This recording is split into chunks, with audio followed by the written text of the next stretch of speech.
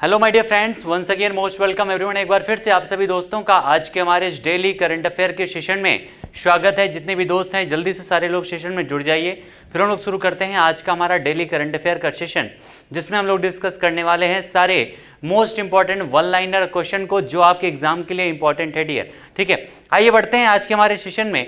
चलिए देखते हैं पहले क्वेश्चन के साथ में। पहला क्वेश्चन हमारा क्या था कि यह दिवस ये आपका जो है विश्व बौद्धिक दिवस संपदा दिवस है डियर। कौन सा? विश्व बौद्धिक संपदा दिवस, जिसको हम लोग 26 अप्रैल को सेलिब्रेट करते हैं।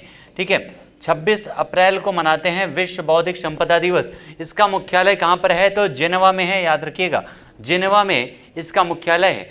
नेक्स्ट हमारा क्वेश्चन है, अभी हाल ही में किस राज्य को औद्योगिक क्लस्टर विकास के लिए 600 करोड़ रुपए की मंजूरी दी गई है? कौन से राज्य को यह मंजूरी दिया गया है? तो ये महाराष्ट्र को दिया गया है। किसको? महाराष्ट्र को दिया गया है। महाराष्ट्र की कैपिटल क्या है डियर?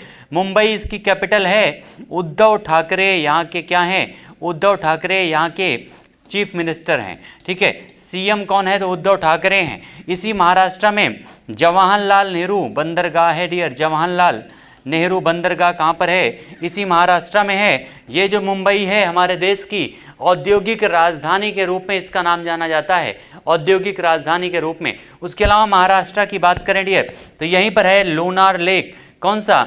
लोनार लेक या फिर लोनार लेक, जिसका जो है निर्माण उल्का पिंडों के गिरने की वजह से हुआ है। उसके साथ साथ इसी महाराष्ट्र के औरंगाबाद में, कहाँ पर डियर? औरंगाबाद में कई सारे गुफाएं भी हैं। उसके अलावा आप लोगों ने देखा होगा अजंता की गुफाएं, एलोरा की गुफाएं और एलिफेंटा की गुफाएं, ये सारी कहाँ पर हैं? तो ये सारी चीज़ें हैं महाराष्ट्र में डियर, याद रखिएगा। ये मोस्ट इंपॉर्टेंट है, महाराष्ट्र से संबंधित और हमारे देश में एक बहुत ही महत्वपूर्ण जो पेट्रोलियम का स्थल है, जिसका नाम क्या है? तो उसका नाम है मुंबई हाई। वो भी कहाँ पर है? तो महाराष्ट्र में है। ठीक है, आइए बढ़ते हैं नेक्स्ट पॉइंट पर। अगला हमारा जो पॉइंट है डियर वो क्या है कि ये जो मंजूरी है, ये मंजूरी किसके द्वारा दिया गया है? तो ये मंजूरी दी गई है सिडबी के द्वारा। ठीक है, सिडबी के द्वारा दिया गया, यानी आपका small industrial development bank of India, इसी के द्वारा दिया गया है, सिडबी के द्वारा, जिसकी स्थापना 1990 में किया गया था, जिसका हेडक्वार्टर है लखनऊ में। ठीक है, नेक्स्ट अगर हम बात करें तो यह मंजूरी किसने, सिडबी ने किस कोष के तहत दिया है? तो सिडबी क्लस्टर विकास कोष के द्वारा दिया गया है और इसका मुख्यालय 1990 में स्थापना है। मुख्यालय है उत्तर प्रदेश की राजधानी लखनऊ में, जिसके बारे में अभी हमने डिस्कस भी किया है। नेक्स्ट अगर हम बात करें डियर, अभी हाल ही में ये ग्लोबल लीडर्स 2022 के नए वर्ग का अनावरण किसने किया है? ये ग्लोबल लीडर्स 2022 के नए वर्ग का अनावरण किसने किया है? तो विश्व आर्थिक मंच ने ये किया है। ठीक है, विश्व आर्थिक मंच यानी world economic forum, world economic forum WEF भी इसको कहते हैं, याद रखिएगा। इसी के द्वारा किया गया है ये ग्लोबल 2022 के नए वर्ग का अनावरण। और नेक्स्ट हमारा पॉइंट है, आम आदमी पार्टी का कौन सा नेता युवा वैश्विक नेताओं में शामिल हुआ है? युवा वैश्विक नेताओं में कौन सा शामिल हुआ है नेता? जिसका नाम है राघव चड्ढा। कौन सी पार्टी से संबंधित है? तो आम आदमी पार्टी से संबंधित हैं, आम आदमी पार्टी से, याद रखिएगा। आम आदमी पार्टी की बात करें डियर तो इस समय इसकी सरकार दिल्ली में और साथ में पंजाब में है। कहां पर? पंजाब में है डियर, याद रखिएगा। ठीक है, दिल्ली में यूनियन टेरिटरी जो है वहां पर इनकी सरकार है और पंजाब एक स्टेट है। तो कौन से स्टेट में है? पंजाब में है, जहां पर अभी हाल ही में हुए चुनाव में आम आदमी पार्टी ने 117 सीटों में से 92 सीटें जीत करके यहाँ पर सरकार बनाई है। भगवंत मान यहाँ के मुख्यमंत्री बने हैं पंजाब में, याद रखिएगा। ठीक है, और नेक्स्ट हमारा है विश्व आर्थिक मंच यानी WEF की स्थापना कब हुई थी? तो 1971 में स्थापना की गई थी, जब भारत ने बांग्लादेश को आज़ाद कराया था 1971 में पाकिस्तान से। जिनेवा स्विट्जरलैंड इसकी जो है हेडक्वार्टर है WEF यानी वर्ल्ड इकोनॉमिक फोरम का। अगला हमारा क्वेश्चन है डियर, नेक्स्ट पॉइंट है, हाल ही में नीति आयोग का उपाध्यक्ष किसे नियुक्त किया गया है? तो हमने डिस्कस भी किया था, सुमन के बेरी को। ठीक है, सुमन के बेरी को नियुक्त किया गया है नीति आयोग का अगला उपाध्यक्ष। अध्यक्ष कौन है? तो हमारे देश के प्राइम मिनिस्टर हैं। नीति आयोग की स्थापना कब किया गया था? तो 1 जनवरी 2015 में इसकी शुरुआत की गई थी योजना आयोग के स्थान पर, क्योंकि उसी के जस्ट एक वर्ष पहले यानी 15 अगस्त 2014 को योजना आयोग को समाप्त कर दिया गया था हमारे देश के प्राइम मिनिस्टर नरेंद्र मोदी जी के द्वारा। ठीक है, तो सुमन के बेरी किसके स्थान पर आई हैं? तो राजीव कुमार के स्थान पर। ठीक है, राजीव कुमार की इन्होंने जगह लिया है, याद रखिएगा। ये आपका नेक्स्ट क्वेश्चन भी है कि इन्होंने किसका स्थान लिया है? तो राजीव कुमार का। नीति आयोग का अध्यक्ष कौन है? तो हमारे देश के प्रधानमंत्री। सिंपल सी बात आप याद रखिए, जो भी जब प्रधानमंत्री होगा उस समय वो नीति आयोग का अध्यक्ष होगा। ठीक है, तो इसके बारे में ये क्वेश्चन बन सकता है कि पहला अध्यक्ष कौन था, फर्स्ट कौन थे? तो फर्स्ट अध्यक्ष कौन थे? तो नरेंद्र मोदी जी। लेकिन योजना आयोग के पहले अध्यक्ष कौन थे? तब वो वहाँ पर पंडित जवाहरलाल नेहरू थे। लेकिन योजना आयोग के अंतिम अध्यक्ष की अगर बात करेगा तो अंतिम अध्यक्ष कौन थे? तो यहाँ पर प्रधानमंत्री हमारे नरेंद्र मोदी जी, उन्होंने उसको समाप्त किया था। इस वजह से योजना आयोग के अंतिम अध्यक्ष और नीति आयोग के पहले अध्यक्ष भी वही थे। दोनों पॉइंट याद रखिएगा। ठीक है, तो ये सीईओ कौन है? तो अमिताभ कांत जी हैं। और नीति आयोग का जो इस समय मुख्यालय है वो कहाँ पर है? तो नीति आयोग का मुख्यालय है नई दिल्ली में। नेक्स्ट हमारा है national institution for transforming India, यानी नीति आयोग। जो आपका नीति है, ये नीति की स्थापना कब हुई थी? तो 2015 में हमने आपको बताया 1 जनवरी को। अगला पॉइंट है भारत का पहला वैश्विक आयुष निवेश और नवाचार शिखर सम्मेलन 2022 का आयोजन कहां पर किया गया है? पहला वैश्विक आयुष निवेश और नवाचार शिखर सम्मेलन 2022 का आयोजन कहां पर किया गया डियर? तो इसका उद्घाटन किया गया है गुजरात में। कहां पर? गुजरात में किया गया डियर। गुजरात से संबंधित कुछ पॉइंट छाप लीजिएगा, करंट अफेयर से संबंधित डियर, क्योंकि गुजरात इस समय मोस्ट इंपॉर्टेंट बना हुआ है आपके एग्जाम के लिए। सबसे पहला पॉइंट बात करें तो गुजरात के अभी सूरत में डियर, कहां पर? गुजरात के सूरत में स्टील रोड शुरुआत की गई थी। स्टील रोड का बनना शुरू किया गया था। इसी गुजरात में अभी हाल ही में व्यू पॉइंट, कौन सा व्यू पॉइंट बनाया गया है? नडाबेट में। नडाबेट में किसके द्वारा? हमारे देश के होम मिनिस्टर अमित शाह जी के द्वारा। ठीक है, अमित शाह जी के द्वारा। तीसरा पॉइंट खेल महाकुंभ। खेल महाकुंभ की शुरुआत कहां पर की गई है? तो गुजरात के अहमदाबाद में इसकी शुरुआत की गई है, याद रखिएगा। गुजरात के अहमदाबाद में शुरुआत की गई है। इसी गुजरात में अभी हाल ही में हनुमान जी की 108 फीट ऊंची प्रतिमा का अनावरण हमारे देश के प्रधानमंत्री जी के द्वारा किया गया है। इसी गुजरात में 2022 का डिफेंस एक्सपो का आयोजन किया जाएगा। डिफेंस एक्सपो का आयोजन केवड़िया गुजरात में। कहाँ पर डियर? केवड़िया गुजरात में किया जाएगा।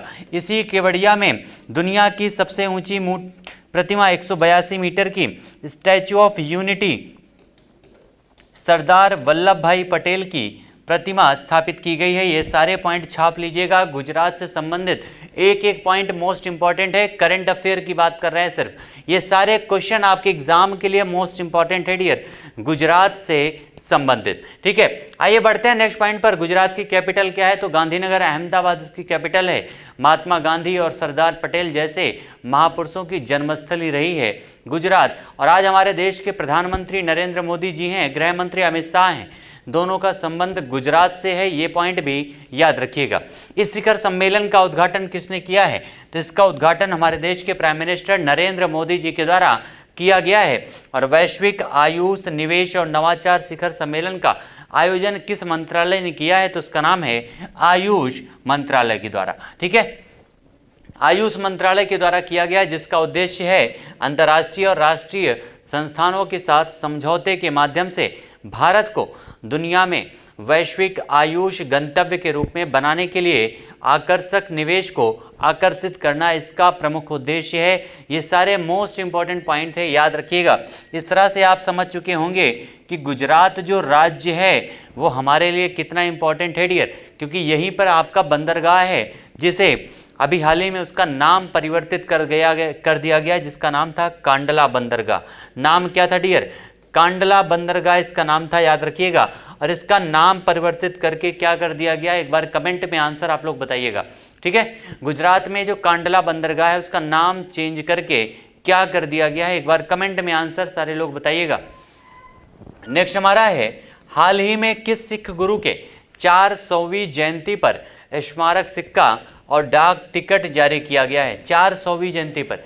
किस सिख गुरु के, ये आपसे क्वेश्चन पूछा गया है डियर, ठीक है, किस सिख गुरु के 400वीं जयंती पर स्मारक सिक्का और डाक टिकट जारी किया गया है? तो याद रखिएगा 9वें सिख गुरु तेग बहादुर, 9वें सिख गुरु तेग बहादुर, जिसको औरंगजेब ने मृत्यु दंड की सजा दी थी, याद रखिएगा, ठीक है, औरंगजेब ने मृत्यु दंड की सजा दी थी 9वें सिख गुरु तेग बहादुर को। ये काफ़ी इंपॉर्टेंट है डियर आपके एग्जाम के लिए, याद रखिएगा। और आंसर क्या हो जाएगा? 400वीं इनकी जयंती है गुरु तेग बहादुर के।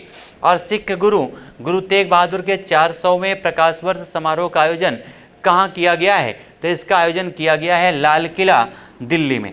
कहाँ पर? लाल किला दिल्ली में इसका आयोजन किया गया डियर। ये मोस्ट इंपॉर्टेंट पॉइंट है, याद रखिएगा, काफ़ी इंपॉर्टेंट है और यहाँ से क्वेश्चन आपके एग्जाम में जरूर पूछे जाएंगे। नेक्स्ट हमारा है, अभी हाल ही में किस राज्य में इंटरनेशनल सस्टेनेबिलिटी प्लेटफॉर्म का अनावरण किया गया? कौन से राज्य में इंटरनेशनल सस्टेनेबिलिटी प्लेटफॉर्म को लॉन्च किया गया है या उद्घाटन किया गया है? तो ये किया गया है गुजरात में, ठीक है। अभी हाल ही में जो आपका इंडेक्स जारी किया गया था निर्यात तैयारी सूचकांक, कौन सा डियर? निर्यात तैयारी सूचकांक। ये आपका निर्यात तैयारी जो सूचकांक है, इसमें शीर्ष पर जो राज्य है उसका नाम क्या है? तो उसका नाम है गुजरात। और इस प्लेटफॉर्म का अनावरण किसने किया है? इंटरनेशनल सस्टेनेबिलिटी प्लेटफॉर्म का। तो इसका जो अनावरण है NSE IFSC यानी national stock exchange international financial services centre के द्वारा इसको शुरुआत की गई है। नेक्स्ट हमारा है अंतर्राष्ट्रीय प्रतिनिधि दिवस। कौन सा डियर? अंतर्राष्ट्रीय प्रतिनिधि दिवस। ये किस तारीख को मनाया जाता है? International delegates day. तो ये आपका सेलिब्रेट किया जाता है 25 अप्रैल को, ठीक है, 25 अप्रैल को मनाया जाता है इंटरनेशनल डेलीगेट्स यानी प्रतिनिधि दिवस। किसके द्वारा मनाया गया? तो संयुक्त राष्ट्र महासभा के द्वारा। संयुक्त राष्ट्र महासभा जो है, संयुक्त राष्ट्र यानी UNO की एक प्रकार की संस्था है, UNO की। UNO का आपका हमने बताया था 1945 में 24 अक्टूबर को इसकी शुरुआत की गई थी UNO की, जिसका हेडक्वार्टर है न्यूयॉर्क में। कहाँ पर डियर? अमेरिका के न्यूयॉर्क में इसका हेडक्वार्टर है। और आपको पता होना चाहिए न्यूयॉर्क जो है हडसन नदी के किनारे है, अमेरिका की दूसरी कैपिटल भी है। और ये दिवस आपका कब सेलिब्रेट किया जाता है? अंतर्राष्ट्रीय प्रतिनिधि दिवस। तो 25 अप्रैल को पहली बार कब मनाया गया था? तो 2020 में 25 अप्रैल 2020 को पहली बार इस दिवस को सेलिब्रेट किया गया था, याद रखिएगा, संयुक्त राष्ट्र महासभा के द्वारा। अगला हमारा है शांति के लिए बहुपक्षवार और कूटनीति का अंतर्राष्ट्रीय दिवस किस तारीख को मनाया जाता है? कौन सा? तो शांति के लिए बहुपक्षवार और कूटनीति का अंतर्राष्ट्रीय दिवस किस तारीख को मनाया जाता है? तो ये 24 अप्रैल को सेलिब्रेट किया जाता है। पहली बार 2019 में 24 अप्रैल को ही मनाया गया था। और यह जो है भारत सरकार के किस मंत्रालय के द्वारा किसान भागीदारी प्राथमिकता हमारी, ये पॉइंट याद रखिएगा, किसान भागीदारी प्राथमिकता हमारी अभियान का शुभारंभ किया गया है। किसके द्वारा शुभारंभ किया गया था? तो कृषि एवं किसान कल्याण मंत्रालय के द्वारा, ठीक है, कृषि एवं किसान कल्याण मंत्रालय के द्वारा इसकी शुरुआत की गई थी। कौन सा? किसान भागीदारी प्राथमिकता हमारी। आपको पता हो डियर, तो हमारे देश में कृषि से संबंधित एक बैंक भी है जिसको हम कहते हैं नाबार्ड, ठीक है, नाबार्ड एक बैंक है जिसको हम कहते हैं, ये कृषि से संबंधित है, जिसकी स्थापना 1982 में किया गया था, विशेष तौर पर कृषि के लिए, ठीक है। National bank for agriculture and rural development इसका फुल फॉर्म होता है। नाबार्ड का 1982 में इसकी स्थापना की गई थी। इस अभियान का उद्देश्य क्या है डियर? तो किसानों को भारत सरकार की प्रमुख योजनाओं से अवगत कराना और किसानों को मिलने वाले लाभों का आकलन करना इसका उद्देश्य है, याद रखिएगा। नेक्स्ट हमारा है फसल बीमा पाठशाला कार्यक्रम। ये सारे आपकी कृषि से संबंधित हैं, यानी लेखपाल जो आपका एग्जाम आने वाला है उससे ये काफी इंपॉर्टेंट क्वेश्चन बनने वाले हैं, ठीक है। चलिए, फसल बीमा पाठशाला कार्यक्रम का आयोजन किस अभियान के तहत किया गया है? तो किसान भागीदारी प्राथमिकता हमारी जो आपका मिशन है उसी के तहत इसका शुरुआत किया गया है। नेक्स्ट हमारा है, किस राज्य ने निवेशकों को आकर्षित करने के लिए नई औद्योगिक योजना का अनावरण किया है? कौन से राज्य सरकार के द्वारा निवेशकों को अपनी तरफ आकर्षित करने के लिए एक नई औद्योगिक योजना का अनावरण किया गया है? तो ये त्रिपुरा के द्वारा किया गया है। और आपको पता है त्रिपुरा पूर्वोत्तर का एक राज्य है जो बांग्लादेश से 3 तरफ से घिरा हुआ है। इसकी विशेष पहचान याद रखिएगा, बांग्लादेश से 3 तरफ से घिरा हुआ एक राज्य है त्रिपुरा। ठीक है, यही त्रिपुरा के द्वारा ही निवेशकों को आकर्षित करने के लिए नई औद्योगिक योजना का अनावरण किया गया है। और नेक्स्ट हमारा है power system operation corporation limited के नए शोध के लिए किस प्रौद्योगिकी संस्थान के साथ में समझौता किया है? तो power system operation corporation limited ने शोध के लिए कौन सी संस्थान के साथ ये समझौता किया है? तो आईआईटी दिल्ली के साथ किया है। हमारे देश में टोटल आईआईटी की संख्या कितनी है? 23 है। एक अभी हाल ही में यूएई में हमारे देश में पहला विदेशी आईआईटी स्थापित किया जाना है। कहाँ पर? यूएई में, याद रखिएगा, यूनाइटेड यानी आपका संयुक्त अरब अमीरात में। ठीक है, तो यहीं पर भारत का पहला विदेशी आईआईटी स्थापित किया जाएगा। वर्ष 2022 में एशियाई कुश्ती चैंपियनशिप में दीपक पूनिया ने कौन सा पदक जीत लिया है? एशियाई कुश्ती चैंपियनशिप की बात की जा रही है 2022। इसमें दीपक पूनिया ने, जो एक पहलवान है, इन्होंने कौन सा पदक जीत लिया है डियर? तो ये जीते हैं रजत पदक, याद रखिएगा। ठीक है, रजत पदक इन्होंने जीता है। कौन से खेल से संबंधित हैं? तो ये एक पहलवान हैं, ये पॉइंट भी याद रखिएगा। ठीक है, दीपक पूनिया क्या है? तो पहलवान हैं और इन्होंने जीता है एशियाई कुश्ती चैंपियनशिप में रजत पदक। नेक्स्ट हमारा पॉइंट है किन देशों में एंजेक दिवस मनाया गया है? एंजेक दिवस कौन से देश में मनाया गया, सेलिब्रेट किया गया है? तो ये मनाया गया ऑस्ट्रेलिया और न्यूजीलैंड में।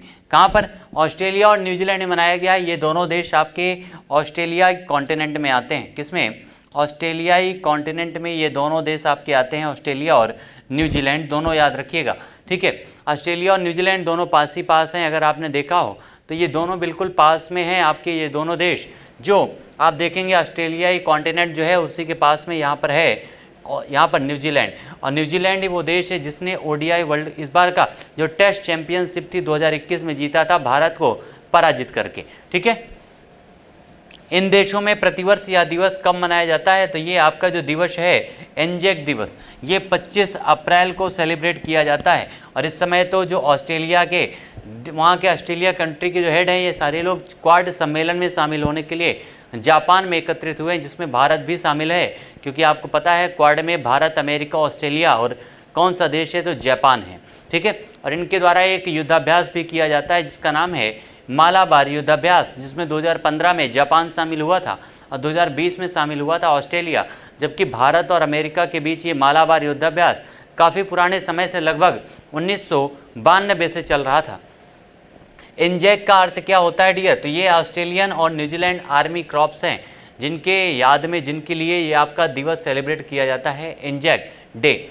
नेक्स्ट हमारा है अगला क्वेश्चन है डियर, एमजी मोटर इंडिया ने पूरे देश में इलेक्ट्रिक वैन चार्जिंग इंफ्रास्ट्रक्चर को मजबूत करने के लिए किस कंपनी के साथ में समझौता किया है? एमजी मोटर इंडिया ने पूरे देश में इलेक्ट्रिक वैन चार्जिंग को, इंफ्रास्ट्रक्चर को मजबूत करने के लिए कौन सी कंपनी के साथ में समझौता किया है? तो भारत पेट्रोलियम कॉरपोरेशन लिमिटेड के साथ में।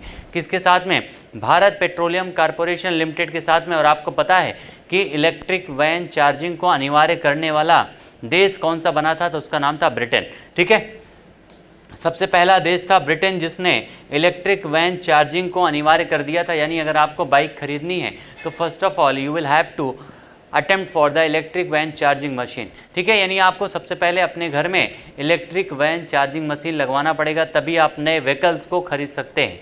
नेक्स्ट हमारा पॉइंट है डियर, अगला है खेलो इंडिया यूनिवर्सिटी गेम। अभी हाल ही में इसमें किसने स्वर्ण पदक जीत लिया है? खेलो इंडिया यूनिवर्सिटी गेम्स में जिन्होंने स्वर्ण पदक जीता है उनका नाम है गोविंद सुनील महाजन। क्या नाम है? गोविंद सुनील महाजन उनका नाम है। और नेक्स्ट पॉइंट है, स्लोवेनिया का राष्ट्रीय चुनाव किस पार्टी ने जीत लिया है? स्लोवेनिया का राष्ट्रीय चुनाव किस पार्टी ने जीता है डियर? तो फ्रीडम मूवमेंट पार्टी ने जीता है स्लोवेनिया का चुनाव। अगला हमारा पॉइंट है यहाँ पर, किसने सर्बिया ओपन टेनिस टूर्नामेंट का खिताब जीता है? सर्बिया ओपन टेनिस टूर्नामेंट का खिताब किसने जीत लिया है डियर? तो उनका नाम है आंद्रे रूबलेव, इनका नाम है, जिन्होंने जीत लिया है सर्बिया ओपन टेनिस टूर्नामेंट का खिताब। नाम क्या है? तो आंद्रे रूबलेव इनका नाम है। और इस टूर्नामेंट के फाइनल में उन्होंने किसको पराजित किया है? तो उन्होंने पराजित किया है एक बहुत ही फेमस खिलाड़ी हैं जिनका नाम है नोवाक जोकोविच। ठीक है, नोवाक जोकोविच को इन्होंने पराजित किया है। आंद्रे रूबलेव ने जीत लिया है सर्बिया ओपन टेनिस टूर्नामेंट और ये एक बहुत ही बड़ा उलटफेर है, इसलिए ये क्वेश्चन आपके एग्जाम के लिए इंपॉर्टेंट है डियर। नेक्स्ट हमारा है, किस देश ने पेरिस पुस्तक महोत्सव 2022 में मुख्य अतिथि देश के रूप में भाग लिया है? पेरिस पुस्तक महोत्सव ये मनाया जाता है फ्रांस में। ठीक है, फ्रांस में। और इसमें कौन से देश ने अतिथि के रूप में भाग लिया है? तो भारत ने इसमें पार्टिसिपेट किया है अतिथि देश के रूप में। इस पुस्तक महोत्सव का आयोजन कब से कब तक किया गया है? तो इसका आयोजन 21 से 24 अप्रैल 2022 तक इसका आयोजन किया गया है फ्रांस में, याद रखिएगा, जहां पर इस समय दोबारा वहां के राष्ट्रपति बन गए हैं इमैनुअल मैक्रो। इमैनुअल मैक्रो इसके पहले जब भारत में आए थे तो आपको याद होगा 2017 में उन्होंने भारत और फ्रांस दोनों लोगों ने मिलकर के ISA यानी इंटरनेशनल सोलर अलायंस की स्थापना किया था, ISA की। ठीक है, 2017 में इंटरनेशनल सोलर अलायंस की स्थापना की गई थी, किसके द्वारा? तो भारत और फ्रांस के द्वारा। नेक्स्ट हमारा पॉइंट है डियर, दिव्यांगजन सशक्तिकरण विभाग और दिव्यांग व्यक्तियों के लिए कौशल परिषद ने किस कंपनी के साथ में समझौता किया है? तो ये सशक्तिकरण विभाग और दिव्यांग व्यक्तियों के लिए एक प्रकार से कौशल परिषद, ये किसके द्वारा समझौता किया गया? तो फ्लिपकार्ट के द्वारा समझौता किया गया है। ठीक है, फ्लिपकार्ट के द्वारा ये समझौता किया गया है। और नेक्स्ट हमारा है, खेलो इंडिया यूथ गेम्स 2021 का आयोजन कब से कब तक किया जाएगा? तो ये 4 से 13 जून 2022 तक इसका आयोजन किया जाएगा, 4 से 13 जून को। अगला हमारा है, भारत किस देश के साथ अक्षय ऊर्जा हस्तांतरण के लिए ट्रांसमिशन इंटरकनेक्शन स्थापित करेगा? तो उसका नाम है मालदीव, जहाँ के राष्ट्रपति अभी हाल ही में भारत की यात्रा पर भी थे, जिनके साथ भारत ने कई सारे महत्वपूर्ण साझेदारियाँ भी की हैं। और अभी हाल ही में वहाँ पर मालदीव की एक संसद का भी निर्माण करवाया गया था भारत के द्वारा। अगला हमारा है, भारत के पहले दूधवाणी नामक समुदाय रेडियो स्टेशन का भी हाल ही में उद्घाटन किसने किया है? तो हमारे देश के प्राइम मिनिस्टर जी ने किया है, दूधवाणी नाम के एक रेडियो स्टेशन की। और ये आपका जो रेडियो स्टेशन है कहाँ पर उद्घाटन किया गया है? गुजरात में। और गुजरात के बारे में जैसा अभी हमने डिस्कस किया था, काफ़ी सारे इंपॉर्टेंट पॉइंट हैं करंट अफेयर के दृष्टिकोण से, यानी ये राज्य काफ़ी इंपॉर्टेंट है डियर। जैसे हमने आपको बताया था, तैयारी निर्यात सूचकांक में पहले स्थान पर गुजरात है। दुनिया की सबसे ऊंची प्रतिमा स्टैच्यू ऑफ यूनिटी गुजरात के केवड़िया में स्थापित की गई है, जहाँ पर नर्मदा नदी पर एक सरदार सरोवर डैम भी बनाया गया है।